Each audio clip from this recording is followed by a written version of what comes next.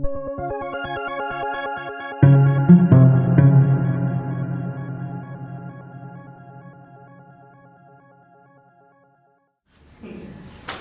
I guess we'll get started. I know it's really distracting how nice the weather is, so I'm really glad that everyone is here. For those of you that haven't met Steve yet, I think most of you have, but in case you haven't, Dr. Stephen Browne is here visiting us from the School of Communication Arts, Department of Communication Arts and Sciences at Penn State.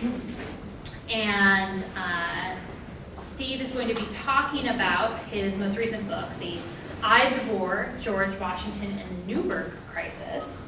But that is not his only book. He has won many awards for a variety of books that look at rhetoric, memory, rhetorical criticism.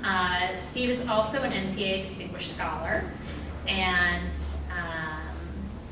has won a number of NCAA book awards as well. He also grew up around here, if you didn't know that, so that was sort of interesting and fun. And his brother lives nearby, so that was a good coincidence. And you said you actually, when you were a little kid, lived on Aurora. I did. So welcome home. So with that, if anyone wanders in late, Sure. But otherwise, I would like to welcome Steve Browne. Thanks. Thank you, Katie, for that very gracious introduction. And I really am. I could not be more pleased. And for all kinds of reasons. I did live over on Aurora, which isn't far, but actually it's like really, really far. And it only took 50 years and 6,000 miles for me to step foot on this campus. So it means a lot to me in different kinds of ways. So thank you so much. We'll cut to right to it here.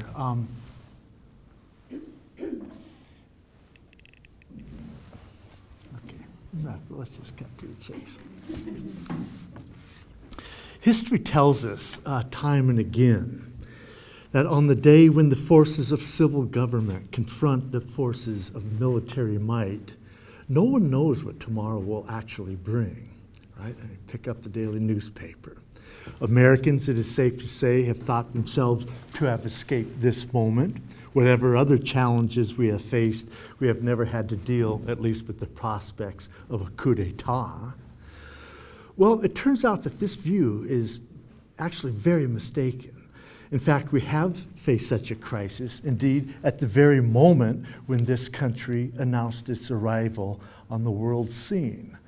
That moment came in the spring of 1783 in a rustic meeting hall along the Hudson River near Newburgh, New York. For you West Coasters, that's about an hour-ish north, directly up out of Manhattan. That the crisis was resolved by the chief military officer of the American Army in the form of an address delivered to a room full of restive and deeply disaffected officers makes this episode of particular interest, I would think, and importance to students of rhetoric. So this afternoon, I'd like to tell the story of what transpired on that day, examine what was said, and suggest something of what we might learn from the affair. My thesis holds that George Washington's Newburgh Address illustrates to stunning effect the power of human agency in brokering one of humankind's most persistent, most troublesome dilemmas, the rival claims to power of civil as opposed to military authority. At stake in this story are abiding questions about the meaning and legacy of revolution, the nature of Republican government, and ultimately what kind of people we are and profess to be. These are admittedly large and frankly old-fashioned themes. Deal with it, but that doesn't make them any less vital, and they need to be confronted if we are to give a coherent and convincing accounting of ourselves.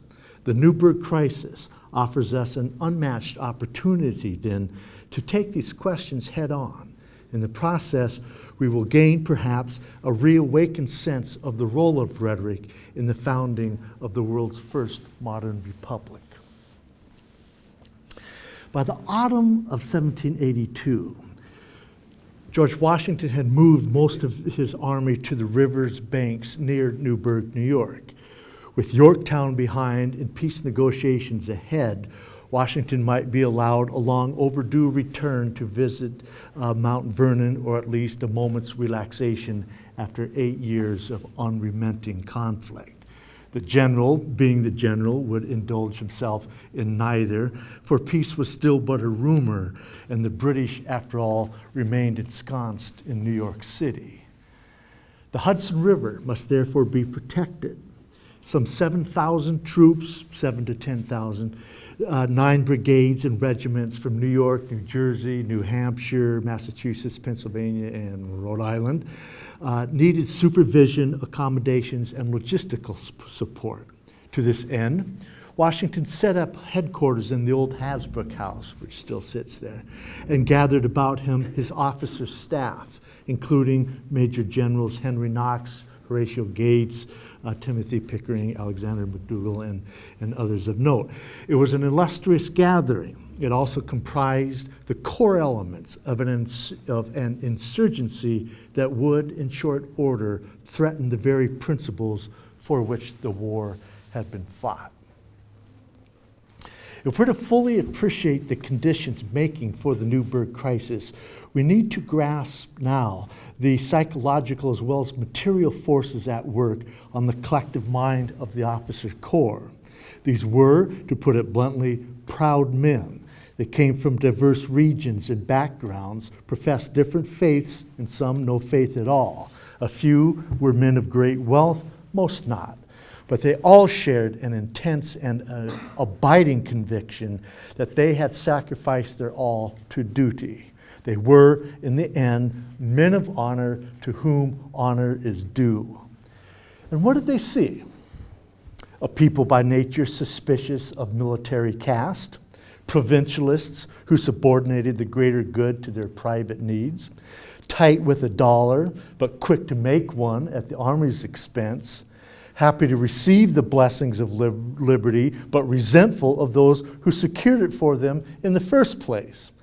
And now, with peace in the offing, after all these years and all these sacrifices, still there came no firm assurance that these men of honor would receive their just due. And what was that? Not parades, to be clear, not even the accolades of undying gratitude of their fellow citizens. No, what the officers wanted was to get paid. That's it. A winter of discontents then.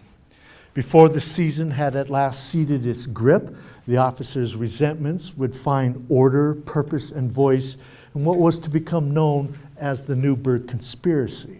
It would reach its climax in March of 1783 in a log and stone cabin newly erected on the cantonment grounds. What then transpired must by any measure be regarded as one of the most riveting, poignant, and consequential performances in the annals of American political rhetoric. Washington's speech that day has been judged by leading historians as the most impressive he ever wrote, a brilliant piece of theater, a moment altogether that may well have been the most dramatic scene of the war. Given the centrality of Washington's character to this whole episode, and actually to my entire shtick here, a few words about the man are perhaps in order. He was not, as great men go, especially complex. The circumstances within which he had to operate almost always were. But the manner in which Washington reasoned through them into action gives evidence of a mind uncluttered by doubt, certain of purpose, and literal in the extreme. Irony did not come easily to this man. And though capable of great passions, they don't seem to have warred with one another or to have lingered at unhealthy length. When an emotion demanded expression, he granted himself permission to air it out. Thus relieved, he moved on. By nature and training, adept in mathematics, Washington still did not indulge himself in abstractions. Ideas were most real, more vital, when activated through realizable goals in the context of lived experience. He counted among his friends and compatriots some of the most gifted political theorists of the age, indeed of all time. But Adams, Jefferson, Franklin, Madison, Hamilton, Mason et al. Thought on a different level entirely. By comparison, he was unlettered, provincial, practical. Of this he was well aware, sometimes painfully so. He was not a great reader. He was conversant in English only, and though given the opportunity, he never laid eyes on the European continent. He could not affect an air if he tried, which he did not, and though he enjoyed finery, good wine, and the comforts of Mount Vernon, so too he relished the soldier's campsite, a bowl of nuts, and a good yarn. So though not complex by conventional standards, Washington was certainly not simple. So what kind of man are we dealing with here? James Alden, one of his best historians, has observed that, quote, scholars have ceased to put gilding upon a wooden hero. It has become clear that Washington possessed an interesting personality. Well, yes, the general was interesting, I suppose, but in what ways, and in what ways of interest to our story? Our search for answers must confront at once the curious legacy settled upon a man who, for all his seeming transparency, has been rendered nearly opaque by generations of ham-handed portraiture. As Marquis Cunliffe, again, another great scholar of Washington, memorably put it, Washington, quote, Washington has become not merely a mythical figure, but a myth of suffocating dullness, the victim of civic elephantitis. A fanciful figure, in John Frilling's words, as lifeless as the image of the man that peers out from the myriad paintings suspended on quiet museum walls. Our task then is to reanimate Washington, or mine is, not by adding yet another layer of gilding, but by allowing his essential qualities to manifest themselves. Here we will discover what I take to be the heart of the matter and the basis upon this entire project. The image Washington presents to us is a study ultimately of character, the lasting effect of which was to broker the competing claims of civil and military authority. This quality, this capacity to grasp the proper order of things and to act on behalf of that order, I take to be essentially rhetorical. That is to say, Washington embodied in his very person those principles upon which the fortunes of the nation rested. In the climactic moment of the Newburgh crisis, then, Washington so fused the speaker with the speech as to make them indistinguishable. Yeats's Dancer in the Dance. Newburgh, as I've mentioned, sits on the Hudson River some 10 miles north of what's now West Point. Nestled there among the highlands, it commands a long and bracing view of the river, an excellent position then for keeping an eye on any threat from north and south. Here, virtually the entire army of the United States, such as it was, arrived to wait out peace negotiations in Paris, and here Washington settled into that house I mentioned, where he was to remain from April of '82 until taking leave in August of '83. By late October of '82, the army, numbering around, as I said, 10,000 in all, was fully encamped in 14 by 16 foot huts spread out over several miles along the river's edge. In time, most of the leading officers would join Washington there, including Wayne, Putnam, Sullivan, Nathaniel Greene, Knox, Heath, Steuben, and Hamilton. Always Hamilton, along with Mrs. Washington and such luminous visitors as the Marquis de Lafayette and the Marquis de Chastellux. Featured prominently in its midst was the temple, constructed by orders of General Heath and serving as a meeting place for devotion, amusement, and deliberation. 80 feet long, I had to go up and measure it, 40 feet wide, and 15 feet high. The building was large enough to accommodate upwards of several hundred men. Freemasons, for instance, in the region were known to gather there, and later the Order of the Cincinnati was first conceived under its roof. kind of an East Coast thing. We know it, of course, as the site where Washington stepped forward to deliver this most consequential speech of his career. In the course of his stay, the longest of his military career, Washington was to compose at Newburgh some of its most memorable productions, including early his response to the importunings of Colonel Nicola. He's the one who suggested that Washington would make you like a really good king if the way things keep going as they are. He brushed him away, and later his famous circular to the states, which is a very powerful text. In the meantime, he sat and waited, and he grew increasingly concerned over the state of his army, and especially its officer corps. So I found this letter he wrote to Hamilton again. The evils of which they complain, and which his officers, in which they suppose almost remediless, are the total want of money or the means of existing from one day to the other, the heavy debts they have already incurred, the loss of credit, the distress of their families at home, and the prospect of poverty and misery before them. You can rely upon it, Washington warned. The patriotism and long suffering of this army are almost exhausted, and there was never so great a spirit of discontent as at this moment. Washington, to be sure, had been posting such dire warnings for pretty much the entirety of the whole war. And we may forgive his many supporters in Congress if they found a certain predictability in all of this. Washington, nevertheless, was dead serious about the perilous condition of his army. He knew full well that no amount of parading and pep talks could resolve the very real grievances it harbored. Every indication from the available manuscripts I've been able to find reveals a persistent anxiety that matters were fast reaching a state of crisis, and that if Congress did not act, his officers would. In charting the arc of events leading to March 15, the Ides of March of 83, we know that indeed Congress, or a small part of it, was in fact very much in action, seeking and finding through the Army's discontent a lever with which to move the states and other recalcitrant forces towards resolution of a kind. The challenge thus posed to Washington could not have been greater. He faced mutiny amongst the ranks before, kind of an underreported dimension of the revolution. They were bad.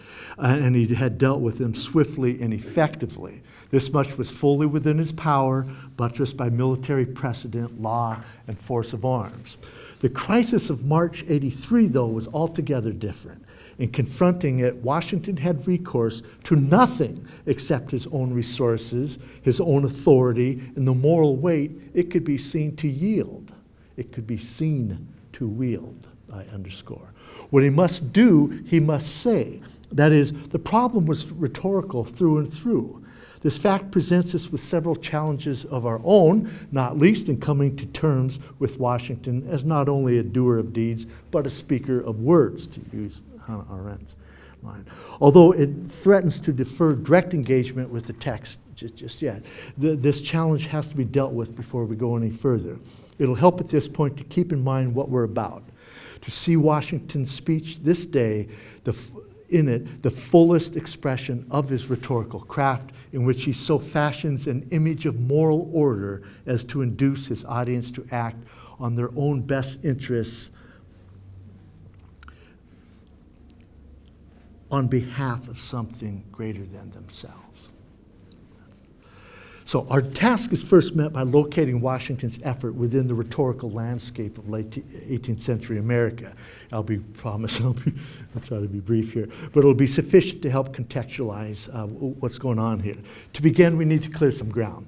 The period was, of course, alive with words. Few epochs before our noisy age could rival the Revolutionary era in the sheer amount, quality, and power of language it produced. It was not, to be sure, a time of notable literary achievements, conventionally understood, as contemporaries well knew and often fretted over. They need not and did not, however, have anything to apologize for when it came to the arts of public address. Certain broad tendencies can be identified to account for this rhetorical efflorescence. Among the white population, colonists enjoyed relative prosperity, positive social mobility, and increasingly widespread levels of at least rudimentary education. These markers of cultural growth help explain exceptionally high rates of literacy. For instance, in late 18th century New England, among the white population, literacy rates are men and women estimated to be between 75 and 85%. That would compare with a generous 45% in London at the time. It was the highest literacy rate far and away in the world, flat out. So these markers help to explain something of that high rate of literacy and not coincidentally, a rich and flourishing print media. It all works together. Although the colonies would remain overwhelmingly rural, an advanced postal system kept open lines of communication from Georgia to New Hampshire. For their part, towns and cities featured a remarkable variety of locales for the airing of citizens' voices, from the tea shop to the ale house, the printer's office to the street corner, from Kingdom Hall to Town Hall. It'd be difficult then to imagine a more fertile ground for debating matters of empire. As Bernard Bailyn and others have amply demonstrated, the decade before the outbreak of armed hostilities produced an extraordinary outpouring of broadsides, newspaper pieces, pamphlets, books, songs, poetry, theater, visual texts. So too with sermons, speeches from the bar, and political orations. For good reason, then, we look back to this as something like a golden age, I mean, if that's what you're looking for, of American rhetoric. There's James Otis declaiming against the writs of assistance. There's Sam Adams penning the words, it must be said, of treason. Patrick Henry thundering before astonished crowds. There, Thomas Paine brazenly giving His Majesty the finger. And of course, there's Thomas Jefferson yielding to the world language not even he could control.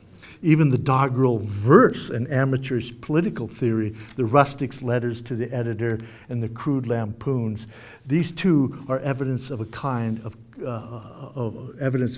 color and confidence in the arts of persuasion that must be appreciated. So, just where does Washington fit, if at all, into this bracing and boisterous scene?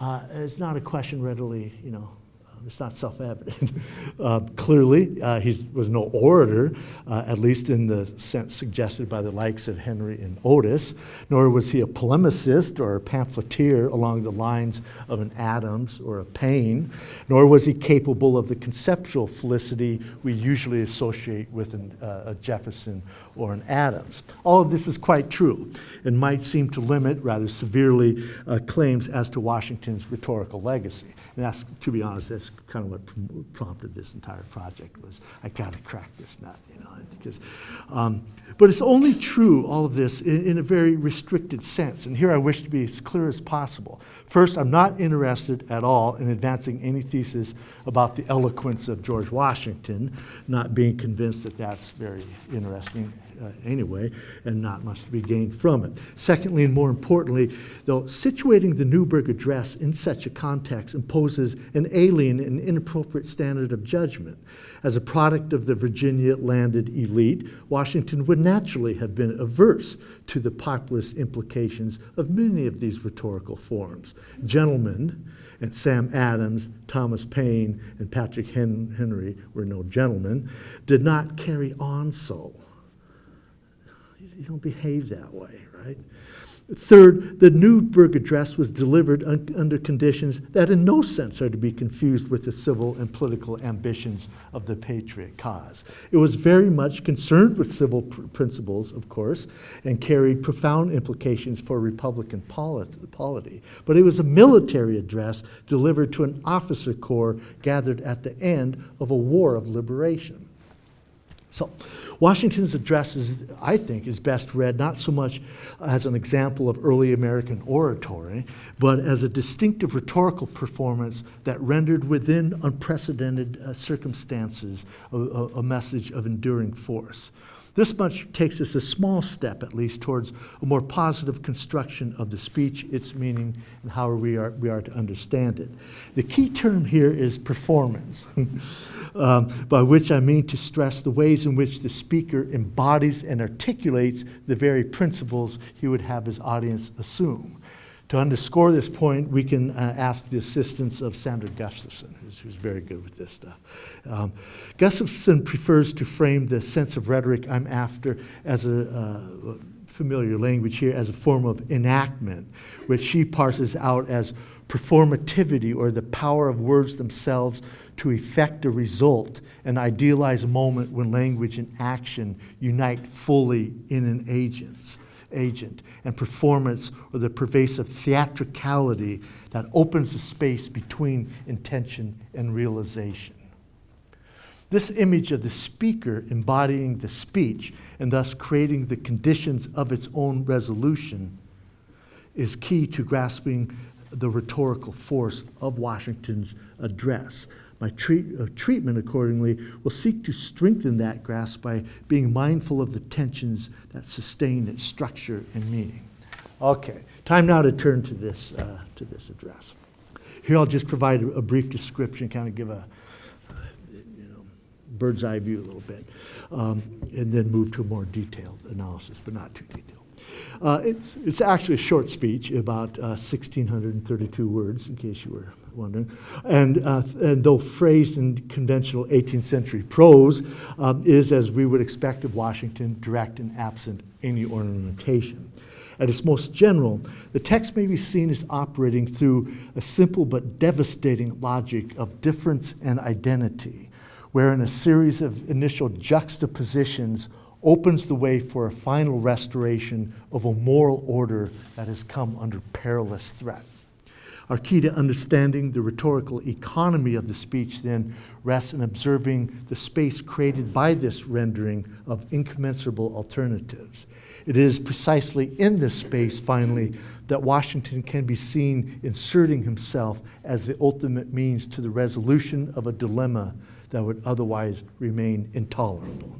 That he was able not only to create this opening, but to fill it and thus diffuse the Newburgh crisis cannot be accounted for in terms other than the sheer force of character as such. The opening phase then sets itself immediately to the task of identifying the source of the conspiracy and, crucially, to coaching the officers in how it is to be made sense of. An insidious and unknown force, these are anonymous letters that has invaded the camp. Though effected by design, they betoken chaos. Though artful, they claim no author. Though seductive, it promises not satisfaction but ruin. We thus note at the outset a telling strategy. No blame is ever placed on the officers themselves. No fault, no stigma. I'll comment on this fact later, but here we see that it provides clean access to the target at hand.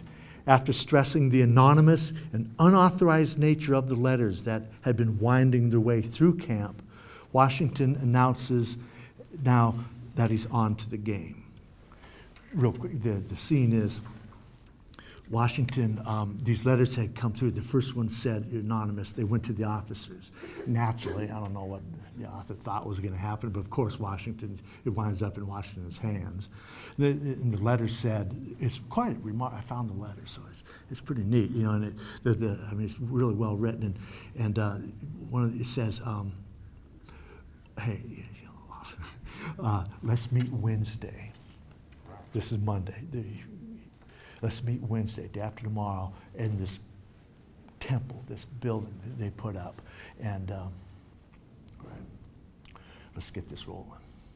And the idea was, again, the plan was, if you don't give us our money and our pensions, we're not going to lay down our arms. Who put them up to that? Well, guess who? Hamilton. Yeah. Robert Morris, the chief financial poobah of the entire colonies, and Gouverneur Morris right? They were all congressmen at the time.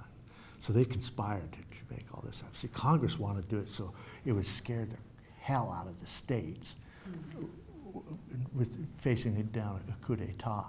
Well, okay, Washington says, he gets this, he immediately sends out general orders, which is like from the official thing. He says, first of all, nobody calls a meeting in this town except me, so shut it down. We'll meet Saturday at noon at the temple. Lucky for me, the Ides of March, right? The Ides is Latin, it means reckoning. Washington, so all the generals say, yikes, fair enough. So we all meet there, and Washington walks into the room, turns, and faces at the officer corps that had been with him through the entire war. Better get going here, we're running out of time. He starts this way. This much is certain, he begins, that the address is drawn with great art and is designed to answer, this is all Washington, and is designed to answer the most insidious purposes. That is calculated to impress the mind with an idea of premeditated injustice in the sovereign power of these states, and rouse all those resentments which must unavoidably flow from such a belief. That the secret mover of this scheme intended to take advantage of the passions while they were warmed by the recollection of past distresses without giving time for cool, deliberative judgment, and that composure of mind which is necessary to give dignity and stability to measures. All this is too obvious by the mode of conducting this kind of business to need any further proof. In very quick order, then, if you notice, Washington sets into play a series of differentiations that will help structure the address as a whole. Far from indicting the officers for any complicity in the plot, at no point, again, does he ever find fault with the men. He rather works to drive a wedge between them and the unseen and unnamed forces in their midst. Where the officers are present, the enemy is unknown. Reason thus vies with passion, responsibility wars with dishonor, steadfastness with intrigue. The looming sense of plot, scheme, and conspiracy are scarcely incidental to the work of the address, and if these suspicions bear a certain resemblance to the rhetoric of resistance on the eve of the revolution, well, that too is wholly explicable. Washington and virtually all patriots had been deeply versed in the language of conspiracy and the distinctive logics by which it operates. Hence, in the speech, the recurrent references to art, in the 18th century sense, design, darkest suspicion, plans, blackest designs, insidious purposes, calculation, secrecy, premeditation, schemes, plots, over and against this concerted and covert design then to unsettle the resolve of the officers. Washington contrasts the officers' candor, liberality of sentiments, their proven regard for justice and love of country, the cool, deliberative thinking and composure of mind, their dignity and stability. Washington, we need to remind ourselves, was under no illusions about the state of his men's morale or the very real grievances they harbored against the constituted authority of civil government. The implicit confidence he is placing in their good judgment, their resistance to the siren calls of revolt, is so far, though, a matter of faith. He must now offer a more positive alternative, a reason, in short, to believe that they have more to gain than to lose by laying down their arms. The problem, of course, is that he can actually offer them little, if anything, in the way of material compensation. In the event, all he can offer is himself, as if in that gesture the men may be compelled to see in the image of Washington a better version of themselves. Here begins the second major phase of the address, in which the general interposes between the blandishments of the conspirators and the resentments of the officers a living symbol of the faith and sacrifice they are being asked to sustain. Having separated the men from the real enemy, Washington moves now to reunite their interests, their very reason for being, with his own. Listen, he didn't say listen, sorry. If my conduct so far has not convinced you that I have been a faithful friend to the Army, my declaration of it at this moment would be equally unavailing and improper. But as I was among the first to embark in the cause of our common country, as I have never left your side one moment, but when called from you on public duty, as I have been the constant companion and witness of your distresses, and not among the last to feel and acknowledge your merits, as I have always considered my own military reputation as inseparably connected with that of the Army, as my heart has ever expanded with joy when I have heard its praises, and my indignation has arisen when the mouth of detraction has been opened against it, it can scarcely be supposed at this late stage that I'm going to be indifferent to your interests. The paragraph as a whole contains 13 first-person pronouns, evidence of a kind that the speaker meant to fix himself as the standard by which their own thoughts and actions are to be measured. We find further evidence of Washington's finely developed skills in the art of self-fashioning, where he manages paradoxically to be at once insistent on his own role as a model without the self-regarding motives we usually attach to such efforts. As if to punctuate the effect, the speaker at about this moment retrieved a letter from his pocket. A missive from Philadelphia assuring the men of Congress's good faith intentions to do right by their demands. Unable to read it without assistance, he donned, with understated drama, a pair of glasses. General's not supposed to wear glasses. He puts them on and notes as an aside, "Gentlemen, you will permit me to put on my spectacles, for I have not only grown gray, it seems, but almost blind in the service of my country." An eyewitness to the scene, I found in a journal, reported that the hardened officers wept at the sight. I never believed that sort of talk, but who knows. Whether we can believe that or not, such emotional resonance as the spectacle afforded could not have been invoked without the commanding principles observed in the form of the general himself. As was often noted of Washington, he seemed to balance within his very character the conflicting aspirations of his fellow citizens, and so to manage the tension, to manage that tension as to create something like a perfect equipoise. Underwriting this quality was an unmistakable faith in the covenant that bound what he would later call this band of brothers. And it is to them he now turns for the final redemption of the crisis. This move is pivotal because through it he invests the officers with the ultimate responsibility to make good on this covenant, to not break faith, and so to make good on their claim to the gratitude of their countrymen. All hinges on this act of faith, this ultimate gesture of sacrifice that will bear its own final rewards.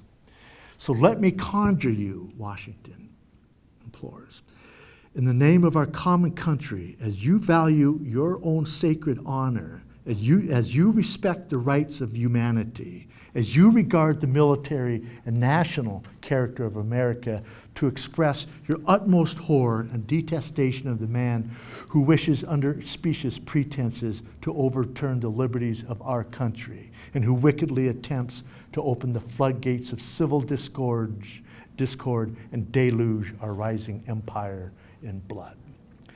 The effect of the speech we've seen so far is to drive apart the forces of discord and of moral order, hence to open a space for the interposition of Washington as an exemplar of what he would have his audience become, and then to beckon that audience to act accordingly.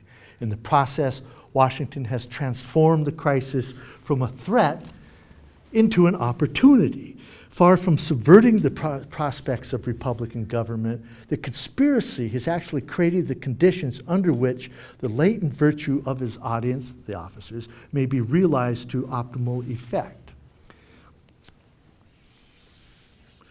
This is the final few lines. By thus determining and thus acting, the general concludes, you will pursue the plain and direct road to the attainment of your wishes.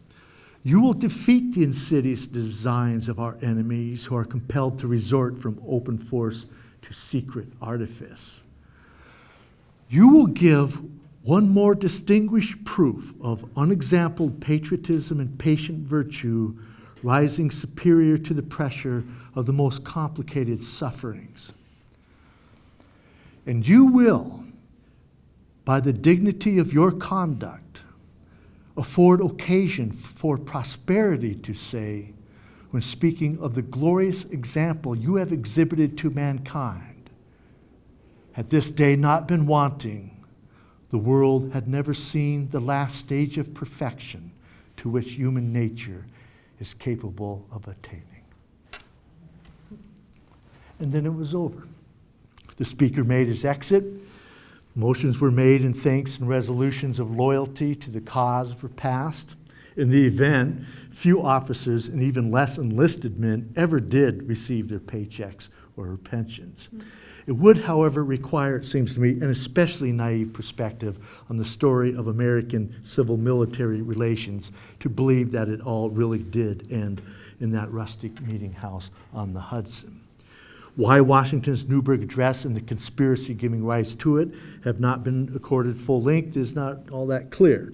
A few things come to mind. Most important, of course, is that it never happened. The coup never happened. And so we're left with the happy dilemma of dealing with an absence.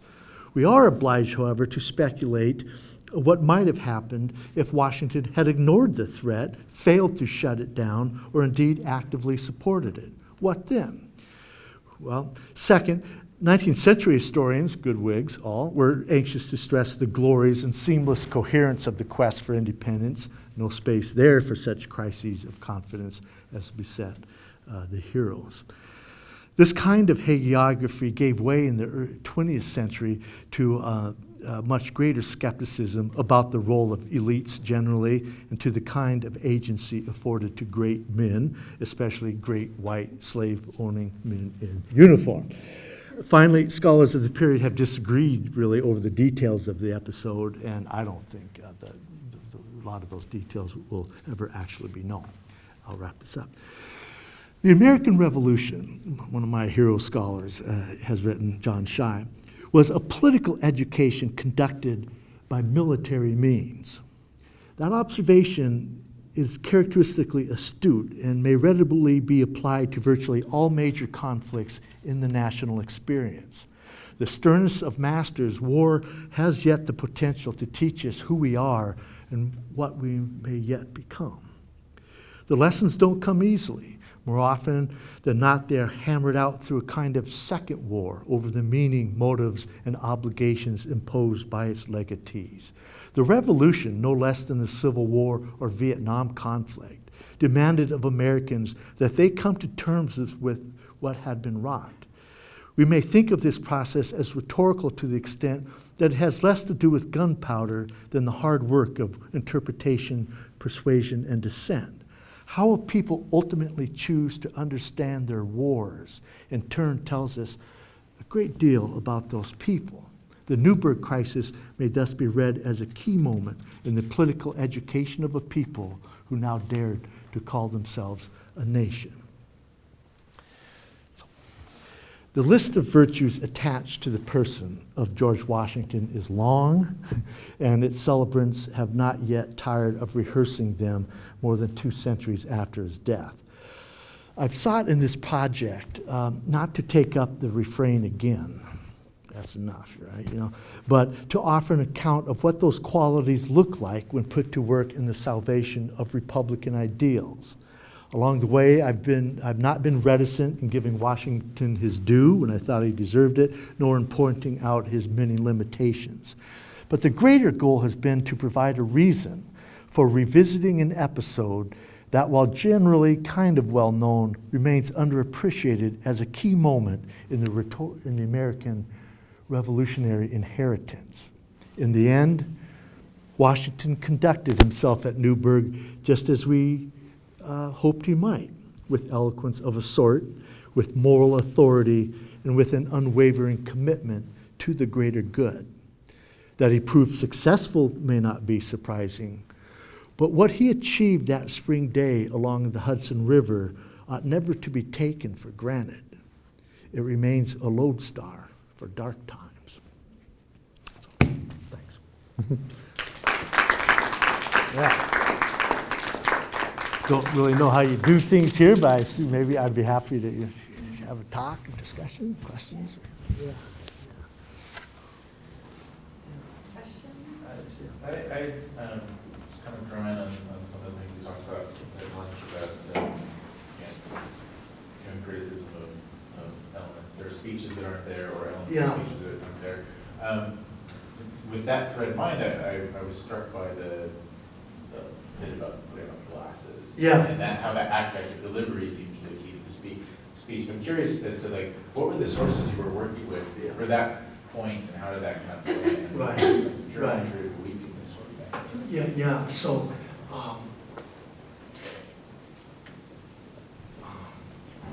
efficient response, which doesn't come pretty easily. I had to work. I don't know what is the backstory here, except like a lot of still today, really. I mean, for rhetorical critics, at least for me, remains a persistent source of anxiety about what kinds of interpretive claims are warranted on the basis of text that may or may not have been composed by the source, him or herself. In 30 years, I've never figured that one out, so at this point, I never will. Because there's a lot of things you can say, there's stuff, So that kind of bothered me a lot, so I had to go find that original text, whatever that meant, but it had to have been written down. It has that, it's that Latin 18th century prose that undergraduates love so much. So I had to go find the darn things. That's why I went up to Newburgh, and it's kind of pretty hammered down. It's kind of sad to see, but I did find. But no, it wasn't. So I went down to the Library of Congress, and then over to the National Archives, and so I'm back and forth. But darn if I didn't find it in the National Archives. And it's in, the best I can say is that it's in his handwriting. I know that. But that still doesn't quite let me off the hook. Because he may have, part of me thinks, well, he may have asked this guy, David Humphreys, who's got one of the side hand management, General Humphreys wants to write me up a little something. You can't drop the hand on these guys with, And Washington may then have gotten the draft and written it out in his own handwriting and stuff. Don't know. That's one of those things, There are lines in it that seem a little too well crafted. I mean, one has an ear for 18th century prose like that, nothing to brag about. But it says, I'm thinking, I don't know, George. But I don't have the basis for saying, all we know is that then said that he said, obviously authorized that. Now, as far as like the reception, this is tough because these are kind of officers then and now are notoriously, except that when they retire and go on Fox News, they're kind of a tight-lipped bunch by nature, right? So, but I looked through all the journals and the diaries and then came across this Colonel William Shaw, who was his name, who had just kind of snuck in there. He wasn't, I don't think he was supposed to be there. And he wrote down the fullest sort of accounting we have of the on site. And he and one other mentioned this business about the glasses. He had those glasses specially made by David Rittenhouse, if you've ever been to Philadelphia, Rittenhouse Square, and so on, who made glasses. But again, he did it on the sly. He had because like I said, no doubt a gender thing. Hard to say. Although Franklin always what was up with that, but my sense is the general's not supposed to be wearing glasses, so Washington kept it on the slide. So this would have been the first time anyone would have ever have seen Washington wear glasses. It sounds goofy to us right now, right? But in the day, it's like, wow. But the thing is, we so often attribute this sort of, there's Washington. Again, that was part of the challenge, Mr. Fitz. Juice this guy up a little bit as the ultimate sort of authentic figure. Well, he was. As near as I can tell, the man never said anything he didn't absolutely mean. But that doesn't mean he wasn't an expert at stage makeup. He was an absolute Laurence Olivier at making entrances and making exits. Always.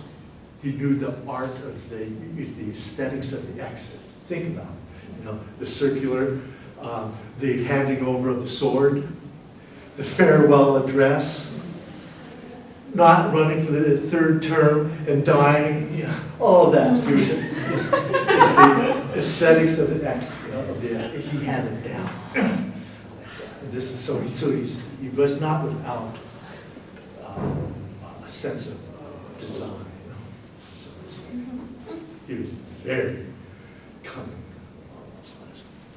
It feels like that performance of the taking off of the Yeah. putting on the glasses Yeah. also feels like this performance of like self-sacrifice and that as military men, right, that we're supposed to be above this personal gain and we're supposed to give of ourselves and I'm not only gray but I'm nearly blind. I don't know, it seems like that's part of the ethos that he's asking them to embrace, right? That it's beneath us to be groveling over wages when there's a republic to defend. That's right. That's exactly it, right? And so those glasses. It's such a little thing, but it's like on stage, as you theater maybe knows, it's that you always put the glass half over the edge like that. Unless you're Mark Rubio. Yeah, he recognized that too, though. I mean, didn't he? Because in the speech, you said there's not a lot of ornament, but there's a little. Yeah. And one is when he says, "But here, gentlemen, I will drop the curtain," because it would be, he goes on because he's changing topics, and I just thought, drop the curtain. That's theater, isn't it? And he talks about the anonymous production, that performance of the Insidious. Yeah. So that it seems like there's an acknowledgement on his part that this is all sort of all over the stage, and he's a part of it. Right. So a couple of responses. One is for that very reason. Thank God for. Sure, it's nice having keyword search. 18th century newspapers, shall we say.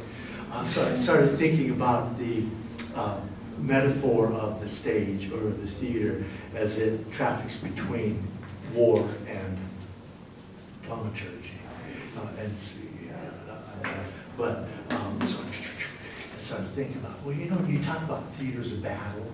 Yeah. And so on, right? So that kind of got me thinking, I probably maybe looked at, like I said, incredible number of newspapers. It is all over the place, all over the place. And secondly, here's, if you don't, I don't want to take up all your time. Lots of time. I mean, you kind of have to say.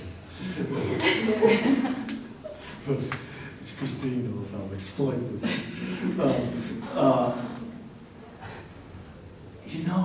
About halfway through this thing, I got to thinking, this whole thing, there's something about this thing, the timing of it, how ready Washington sort of seemed.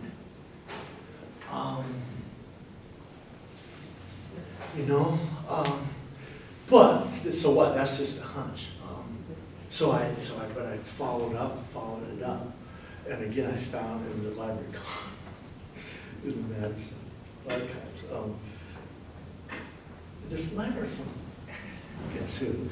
Hamilton, who,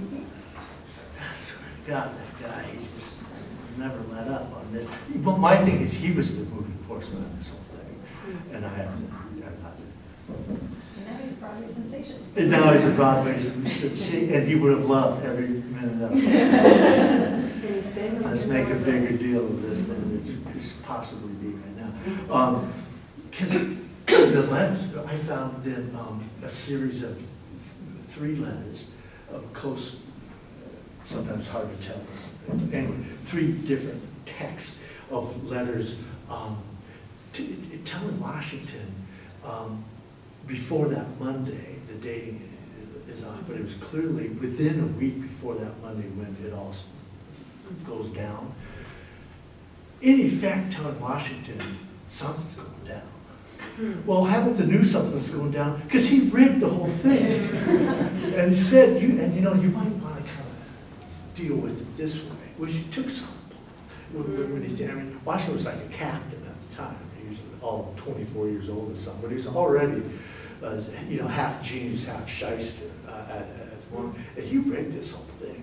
Or he knew, and he made sure then that the letters that Washington wrote back to Congress saying, hey, this just happened, and I shut her down, dropped the hammer on this. Hamilton got a hold of those letters and had them printed in the newspapers, right? So he was all over this from the very beginning. Others were too, for sure.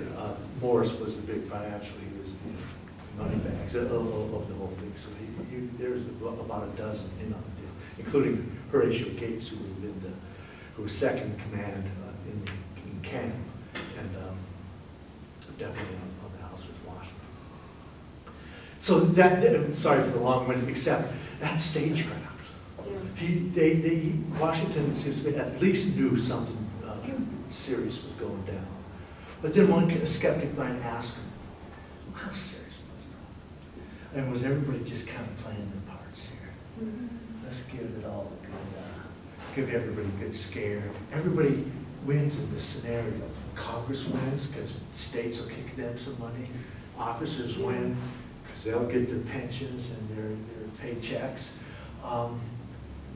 Washington wins because he looks like he's the hero, came in and dealt with it all. Well,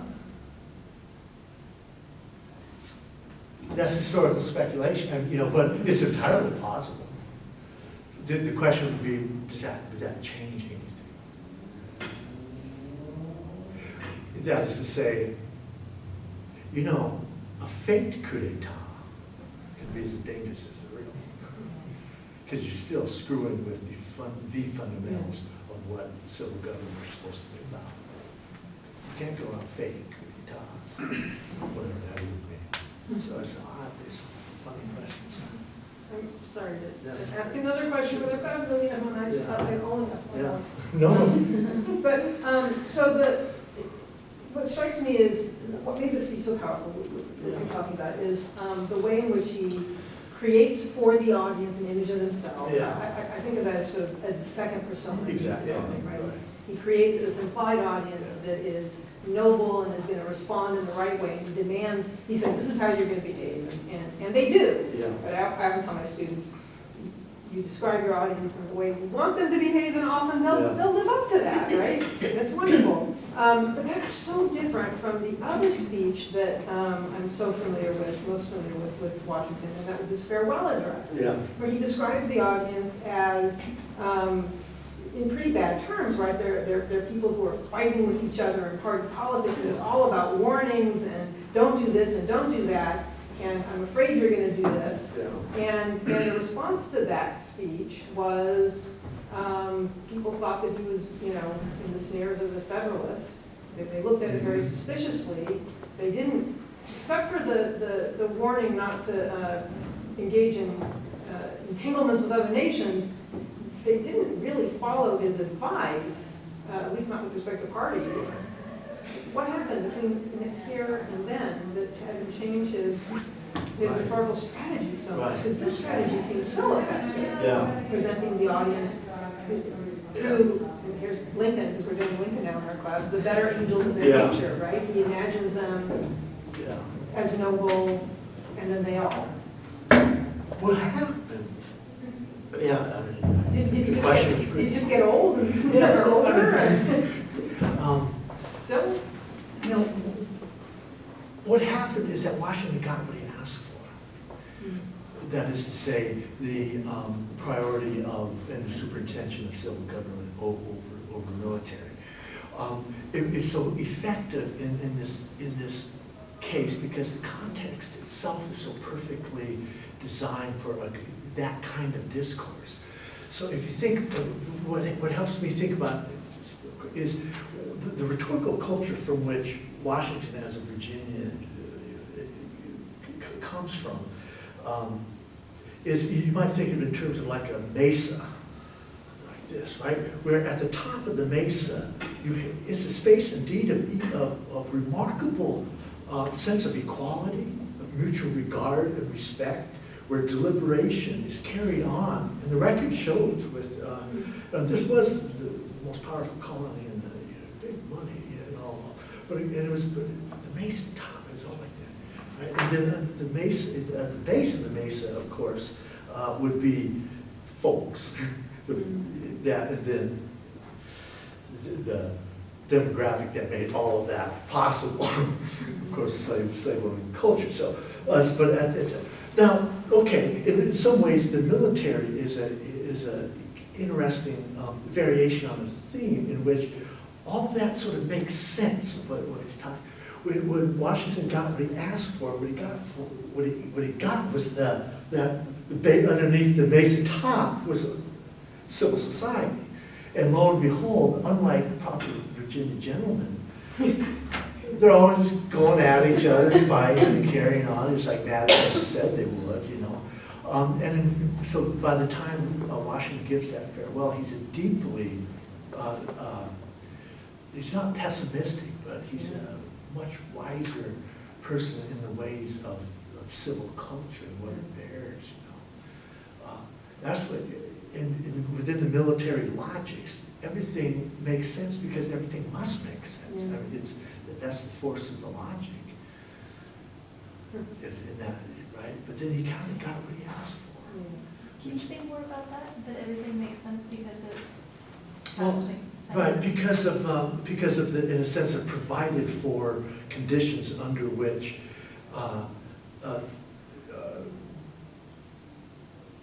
what is said is, in a sense, must be made intelligible on a kind of a grid of the possibility. That I'm not saying that very well, but the rule. Oh, this is better.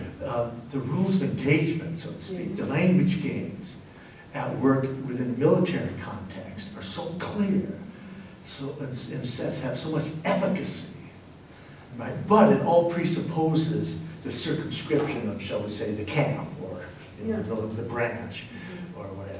Everything's clear. There's the hierarchies. There's what's acceptable, what's not acceptable, right? And that's what I mean. Then what happened when once Washington handed in the swords, or symbolically, what he got back was us. Yeah. You can, as a military leader, you can command your military, your army. This is who you are, and you can expect them to behave. Yeah, right. But when you're a commander-in-chief who's resigning or who's leaving office, you have to beg people, don't be this. Yeah, please. I was just struck by the end of the speech, the you will, Yeah. and as you're reading, I was thinking of how much of that hinges on the persona. Like there's a really fine line between the command, you will do this, and the prediction, you will do this because you and I am identifying, whatever. Yeah. But that's different in the military context. We're saying you will.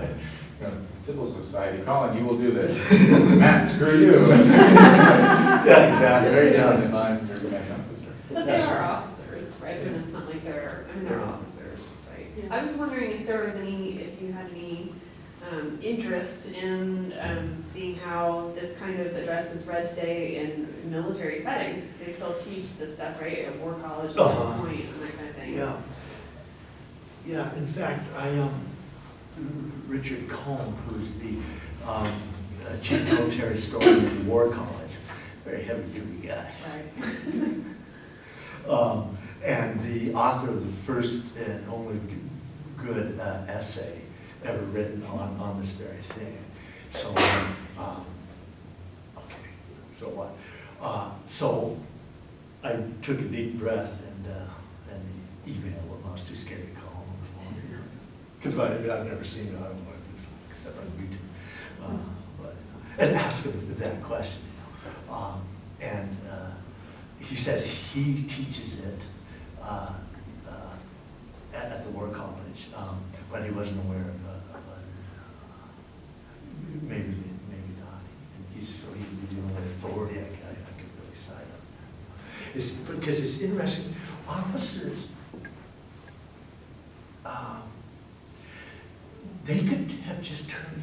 I wasn't aware of this, but officers don't go AWOL.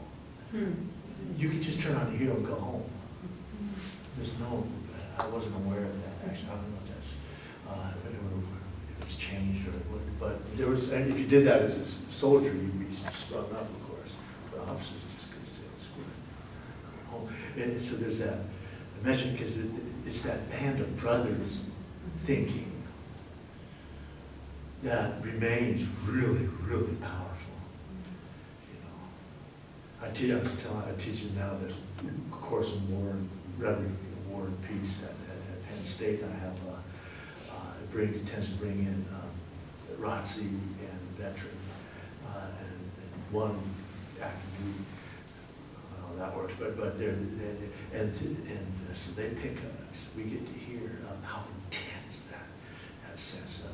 It sounds silly, but it's the same way when you listen like to old jocks, old pro football players who retired and stuff. And what do they always remember? It's never the game, or when we beat Baltimore or something. It's always a variation on that intense sense of community, And that sense of community is not predicated. I'll let go of the sports metaphor, but it's not predicated necessarily on that winning of the game. It's that kind of that sense of collective commitment to a greater good. It's hard for civilians like me, at least can't get my head around how profoundly powerful that esprit de corps can be as a motivating factor. That's what it's tapping into. That sense of honor. A lot of this vocabulary, like character and honor and stuff, is just not stuff we civilians are inclined to brood about much.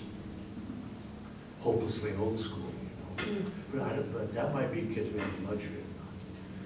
It's pretty intense when you talk to men and women in their services today.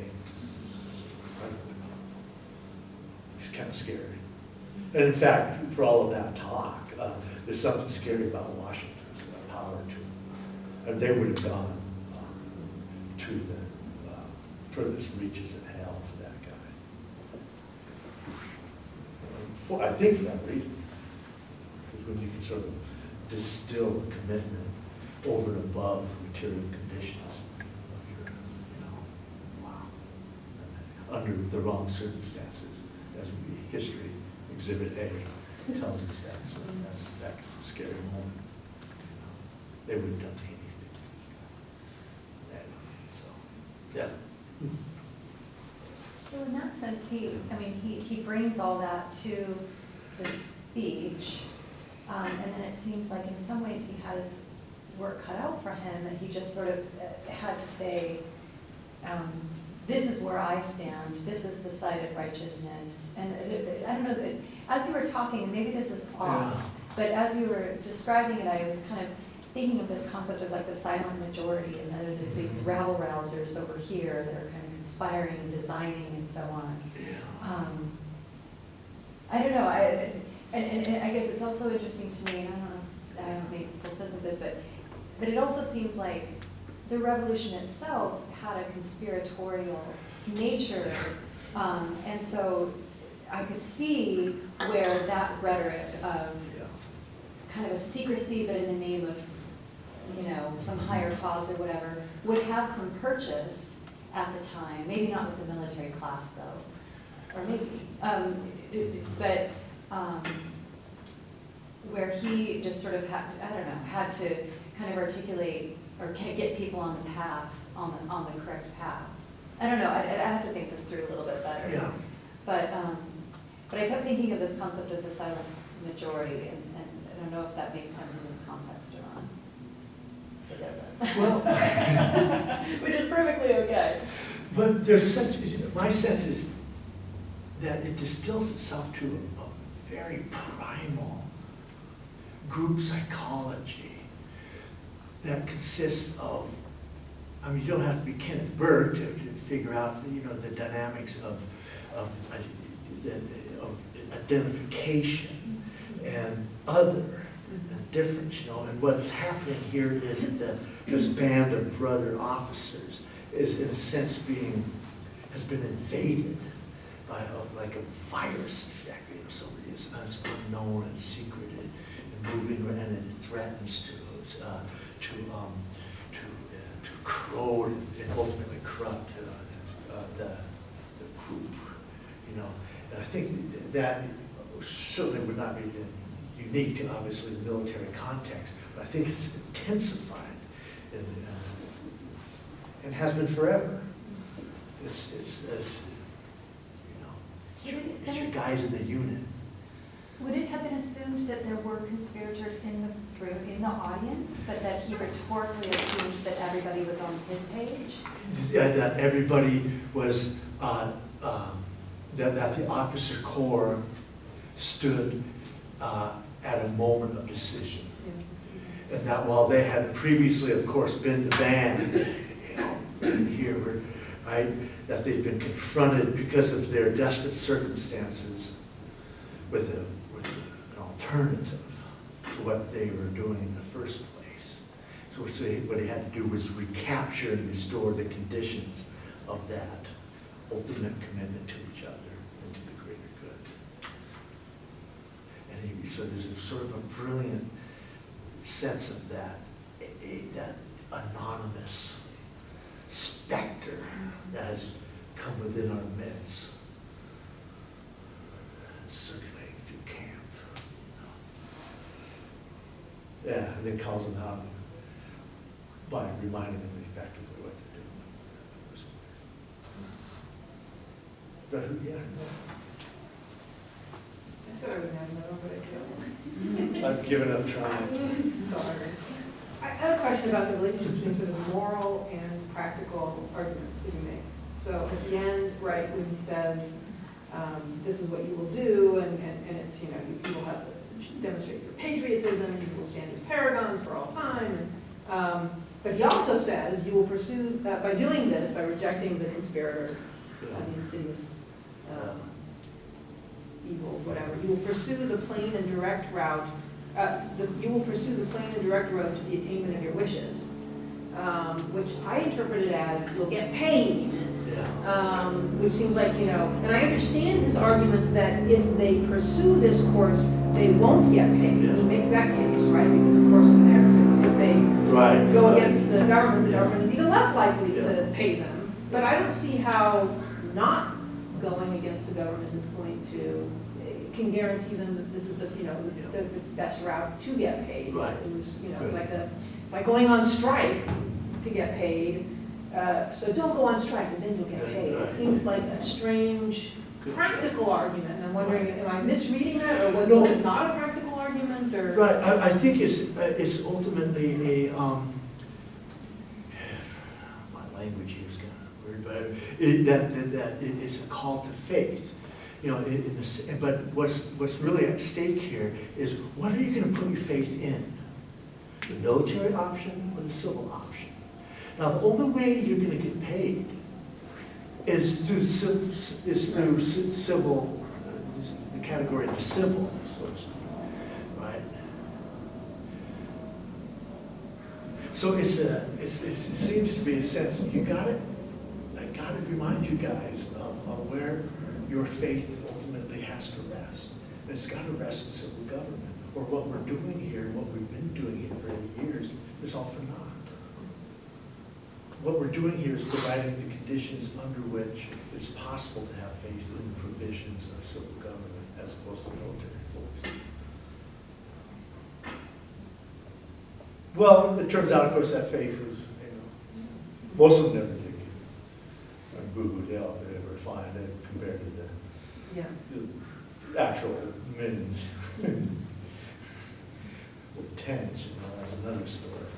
But yeah, but it's, where do you have, ultimately, where are you gonna place your faith here? And I wondered something, and I'll be quiet, I promise, is sometimes I gave something about this thing. Oh yeah, you can't stay telling. But really, I had a very strong sense amongst some in the audience that this, to kind of bring in, so what's this have to do with anything, kind of thing. Fair enough, I wanted to kind of make it up to today. And I wonder if, whether it's this kind of, belongs on the history, or whether in a different kind of set of articulations, whether in some ways we are currently confronting a crisis between the rival authorities of military and civil government. Not obviously in the same kind of way, but I wonder if in some sense what appears to be a persistent and source of stress antagonism between the citizenry and its armed officer corps. I'm just kind of conversationally, but in a sense whether this might be sort of a little reminder of that. Because after all, it's not about police officer who has an honorable profession, but it is, by definition, it's a variation on a long-standing antagonism in civil society, in the Anglo-American tradition, against standing armies. That's what I mentioned early on, long-standing resentment about the whole concept of a standing army goes way back to the 17th century in Charles I. But the point is, that a Republican government worth its name, democratic, the word is down the road, as you know, but Republican governments cannot tolerate the presence of standing armies in their midst. They're always bad news. Number one, because the most dangerous people on earth are 20-year-old males. And if a society doesn't figure out what to do with its 20-year-old males, you will wind up with a bomb down the middle of Main Street in Mogadishu with a Kalashnikov in your hand. It will collapse in on itself. History tells us every society has to figure out. You stick them in college, you stick them in the monasteries, you stick them on the playing fields of Eton or something, but you've got to figure out what to do with your 20-year-old males, or it's really bad news. They're the most dangerous people on earth. Secondly, is the sense that invariably standing armies always begin to generate and then rely upon internal logics, and that require a sense of distance, a separation from the community that sponsors them in the first place. And thirdly, of course, they're possessed with weapons of destruction. So you put a weapon of destruction in the hands of a 20-year-old male who's no longer, in a sense, of the community. Well, what the hell do you think is going to happen? Invariably, the community is going to be on the receiving end of that arrangement. It's very dangerous. One might wonder about the presence or our current troubles with, maybe I'm overstating the case. I wonder if that's a variation on that. Well, and there's such an increase in the militarization of police forces. Yes, right. The weapons and the... Yeah, I was down in Arizona last summer, August, in southern Arizona, and so I'd never gone horseback riding before in my life, so bucket list, so I paid a guy $100 and went horseback riding about 10 miles north of the border there with Mexico. And for the first time in my life, I don't know if you guys have ever been down there, but there's like seriously armed soldiery along that border, like with they pull up the semi and stuff. And those guys, and men and women, mostly men, they're not mall cops. These are very serious dudes with machine guns. But they're cops, and they're police, right? They're not, yeah. With machine guns. Yeah. And Humvees and all And kinds I of mean, stuff. for whatever reason, I'm not passing, but I thought, something's going on here. There's a militarization within the community that seems kind of crazy. What Washington did was he Yeah. gave them an image of themselves Yeah. as honorable men, right? Who would not go against the civil authority. Yeah. And that's maybe that's the answer that he came up with, right? Is you tell the police that they're there to serve and protect. Yes, right. And give them that image of themselves that they live up to, Yeah. try to live up to. As subordinate to Right. civil, To serve and protect Yeah. the civil authority. Yeah. Right. But it's a lesson MacArthur never learned, McClellan never learned, and, we can go, enough. I mean, our track record must be our, but the track record is actually pretty good. And part of that is owing to the kind of precedent that gets set here, that we're not going to make it unless we figure out how to subordinate the military to civil government. Because again, the track record is just not very good when that's not figured out effectively. We seem to be in kind of a crisis moment today. Very happy. Hey, I want to really thank you guys for spending a beautiful afternoon.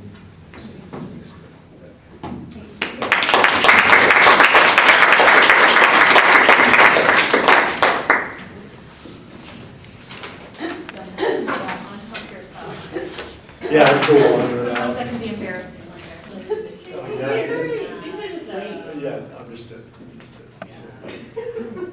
Maybe they're all gonna watch it online. No one is gonna. Honey, for you all.